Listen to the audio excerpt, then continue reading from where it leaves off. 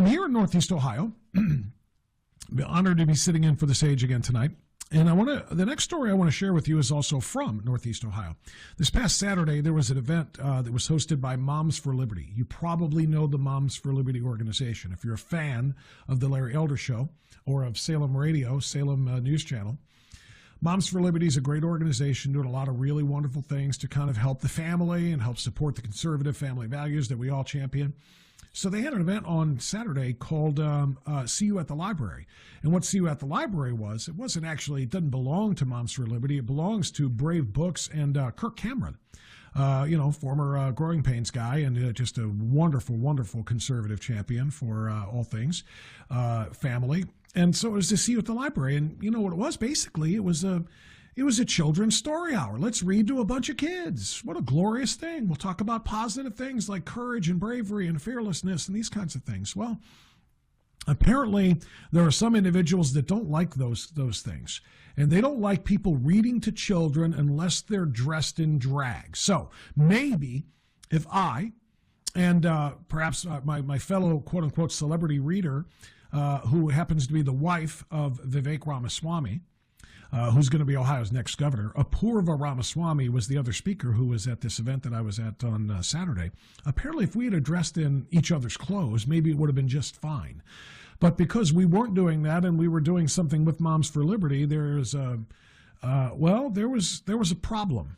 And I'm going to invite the chapter of Moms for Liberty chairperson in Northeast Ohio, Hilary Jackson, onto our program now to tell us exactly what happened, because these are the kinds of stories that I think need to be shared with everybody around the country. If they're happening in one community, they're probably happening in others, and people don't know about it. So, Hilary Jackson, chapter chair of Moms for Liberty, thanks for joining us here on the Larry Elder Show. How are you, Hilary? I'm wonderful. Thank you for having me. Well, as we discussed earlier this week on the program in Cleveland, I want to set the table for everybody here. Just give a brief primer on what Moms for Liberty is all about, and then we'll talk more specifically about what happened on Saturday. Yeah, so Moms for Liberty is a parental rights group. We try to educate and empower parents to know what their rights are as far as education goes in the schools. We also have a call to action where we empower people to run for school board. We know it's very important to have the right people on your school board. They're in charge of a lot more than a lot of people realize. So that is what we do. We empower and we engage our community and our parents. It's wonderful, and it's a great organization, and I'm proud to support it. And I was proud to be asked to be there to be one of the readers on Saturday. But what some people who are not proud, well, technically, what's really funny about it is they call themselves Pride, BBH Pride, which happens to stand for Brecksville Broadview Heights Pride. And they decided they didn't like what we were there to do, which was read to children. Somehow they had a problem with that. And they had a problem with you because you represent Moms for Liberty. And I don't know which one they're more opposed to, Moms or Liberty, but apparently those two things were offensive because they came there to disrupt. Tell everybody what happened, Hilary. So when I first got there, there were some protesters outside of the building, and that's to be expected. I mean, they show up every time we do anything around the country, and we respect their right to do so. So we, let them do their thing. And but what was different this time is they came into the library. And, again, even just coming into the library wasn't enough. They had to form pretty much like a gauntlet is the best way to describe it, in front of the door to the room where we were having the event. And that was done purely to intimidate. I mean, the purpose of protesting is to get, a point across. But what they were doing was more than just getting a point across. They were trying to destroy the event. They were trying to ambush it. They were trying to intimidate people from coming in. And that's exactly what happened. I had parents let me know that when they saw what was going on, when they walked into the library, they took their kids and they went home in fear of their own safety. And of course, as we continued on with the program, because that was the right thing to do by the children that were in the room waiting for us to read to them, we saw that, being outside in front of the door wasn't enough. They came into our event, and they staged a sit-in where they surrounded some of our guests, and they sat facing away with their backs to the readers, facing the guests, and they held up their books. And initially I could assume what type of books they were, based off of previous, interactions with them online. But not to mention their T-shirts, right? I mean, they made it very, very clear with their rainbow T-shirts. You knew what they were there to do, and so you can imagine what. And we don't really have to imagine what kind of books, Hilary. Tell everybody watching right now, because there's one photograph that you posted or somebody else from your organization posted, which showed one of the pages of one of the books that these people were holding open, displaying for other people to see, which is how it got caught on camera. Tell people what they were. Yeah, so I discovered that this morning.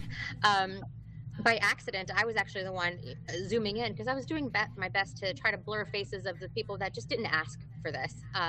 But as I was zooming in, I saw the page, and I couldn't believe it.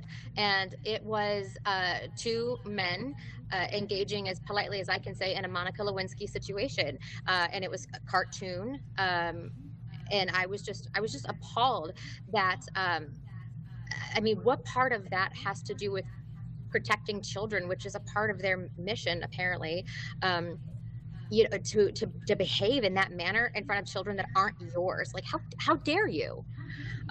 So that was just, and there's more. Well, pieces yeah, and I want to get to all those pieces, but I just want to make sure that people understand that these are the books that we as conservatives and family values-oriented people want to have taken out of children's libraries and children's school classroom bookshelves and so on and so forth, not because of what they say and what their graphic illustrations are of, which you're describing, but because of age appropriateness. We're not book banners. We're not saying everything should be burned, and if we don't like it, it should be burned and it should be banned. What we are saying is there are things that are pornographic in nature, both literally, in terms of literature, and in graphic illustrations. Now, these aren't pictures in terms of photographs, but they're drawings of sex acts.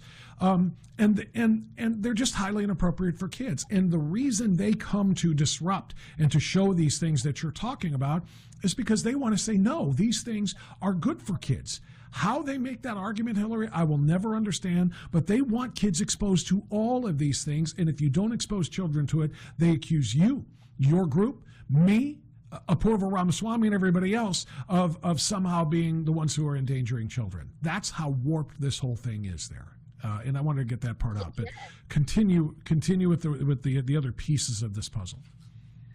Yeah, they proved our point. The whole point of why we decided to participate in Brave Books initiative was to provide children with something wholesome to read, for a story hour. That was it. And the reason why we did that is to give them a safe alternative, because we do know what's out there and available to our kids. In public schools and libraries and so forth. And the amount of things that I hear online that's not true, that's not really happening, it's not a problem. Well, you just proved that it was, because of your behavior and exactly what you did. You tried to bother me, you tried to bother my children and the children of my chapter members and some people that I've met for the first time and their kids.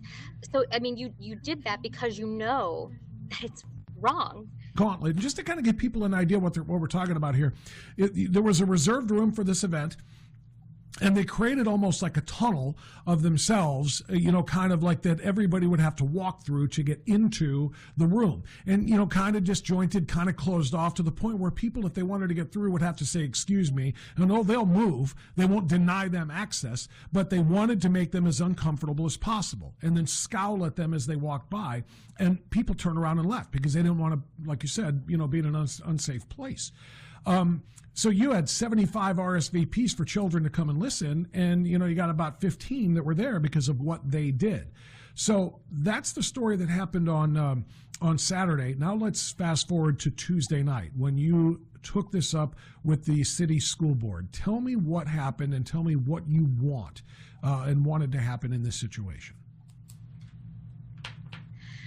Yeah, so I actually wasn't planning on initially going to the city council board because I'm new to this. I didn't know what to do, but I had so many members of the community reach out to me with their own experiences with this group specifically, and they begged me, please go and speak, and something needs to be done about this group because so many people have been bullied, harassed, held hostage, their names smeared online because of disagreeing, which we have the right to do. So I went to the council meeting, and I spoke, and I spoke for about 6 minutes, which wasn't the plan, but I just had a lot to say apparently.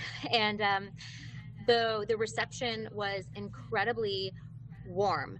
I did receive applause. So having that support from the community, I had a lot of people show up to hear me speak as well, was just another sign that there are like-minded people out there. There are common sense people out there, and we're done being quiet about this. We're done sitting by letting these extremist groups and these, they are the true hate groups, control our city.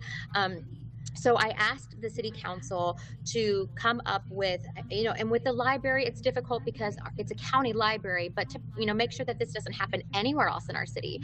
I've asked them to come up with, a public protocol on expected behavior in our city, especially in reserved spaces, because they just didn't have the right to go in there and do what they did, despite the library sitting by and allowing it to happen, which is against their code of conduct, by the way.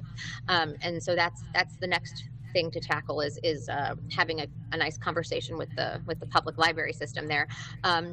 But also I encourage the city council to not partner with this group if this is how they behave. It has nothing to do with what they stand for as far as LGBTQ. Everybody deserves respect. I could care less who you sleep with, but if you're going to behave in that manner in a public place, especially in front of children, you have no business being promoted by any company, any school district, any business, any local, anything at all, in our city.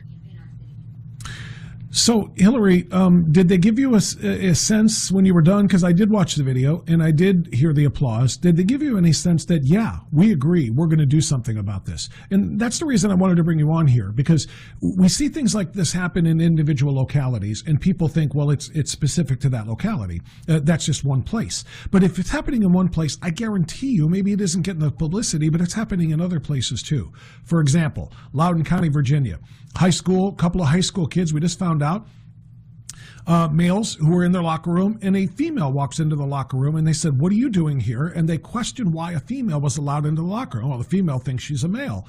These two kids got suspended, and I think they're going to be forced to have some sort of sensitivity training of some kind because they dared to complain about this.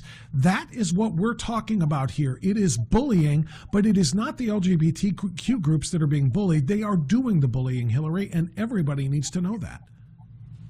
Yeah, the reception was wonderful, and the mayor, the councilman, the majority actually of the council people did come down and thank me for speaking up because they have been dealing with this group for quite some time. There was even a gay teacher that came and spoke about the behavior of this group as well in support of of what happened to us and, our eagerness to have change and for something to be done about it. So by no means does this group speak on behalf of the LGBTQ community, not just in Brecksville, but as a whole. And that was very evident last night with the amount of people that thanked me for saying something. So that's what we need to do. More people need to say something because there is power in numbers. And tell me this: has that library ever hosted any of the drag queen story hours that we see around the country and saw basically for the last few years anyway, before President Trump said, let's put an end to that nonsense, particularly in public buildings. But did this particular library ever host any of those? And if so, did anybody from Moms for Liberty or any other conservative groups who are opposed to indoctrinating kids into that, debauched lifestyle and that confusing situation for them. Can you imagine what would have been done if your group had done to them what they just did to you? Oh, my house would be on fire. As far as I'm aware. Sad, no, but reality. Right? No, as far as I'm aware, they've never hosted a drag queen story hour at that specific library, but BBH Pride has hosted events, workshops, a lot of things at that library. And no, myself nor my organization or any other local like-minded grassroots groups have ever shown up and behaved. I mean, not even to protest, because we have children, we have better things to do. But also, we would never behave that way. We would never treat another human being in that manner. But yeah, if the roles were reversed, oh, absolutely, there would be public outcry. The police would have been there. I mean, it would have been a mess. Well, that's where I was going with this. Had it been reversed, they would have called the police, and you guys would have been forcibly removed, maybe even arrested. I don't know. But why didn't you? That's something I'm sure people are wondering. Why didn't you call the police and have them removed so that you could have your event without the obstruction that they presented? Well, because what I did was for the children, not to push a political agenda. And having the police there would have been giving them exactly what they wanted. We've seen this group's MO before for years. And my job there was to give the children as wonderful of an experience for just a few hours as I could. So I gave them all of my attention. I can tell you as a participant in that, Hilary, I can tell you gave them exactly what you promised them, and you're to be saluted for that, and everybody else in Moms for Liberty. For full shows, live and on demand, it's Salem News Channel.